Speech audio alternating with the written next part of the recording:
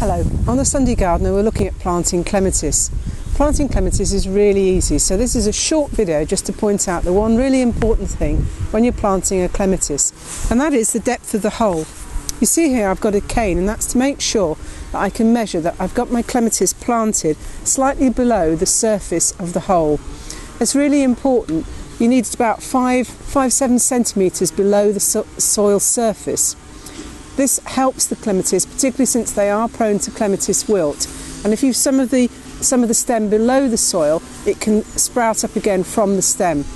If you look at any of the planting guides on clematis, the advice is universally the same: plant it several centimetres below the soil depth, and that's what we're going to do now. Now that's going to be just a little bit on the deep side, so I'm going to backfill a bit of earth in just to bring the level of the hole up a bit for planting the clematis. And then, having checked that it's a better sort of depth, try the plant for size in the hole.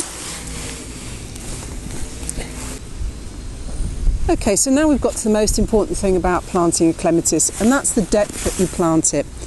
Unlike other plants, clematis must be planted just a few centimetres below the level of the soil. And the easiest way to check you've got this right is to put the cane across. And you can see there that the clematis is lying about 5 to 7 centimetres below the soil depth.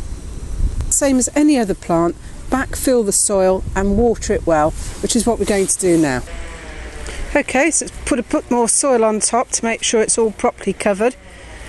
And the next and the very important thing is water it in. Even though you've watered the hole in the root ball, water it in again immediately after planting.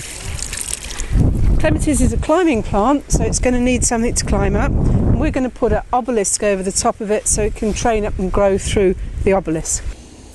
The last job planting the clematis is to tie it in. Although clematis will cling and wind its way around the support, it does need a little help to get started, especially after you've just planted it. So I'm going to tie it in at a couple of key points, and I'm using raffia, which I really like as a tie because it's very soft and giving whilst also very strong, and I feel it doesn't look as unsightly as some types of garden ties.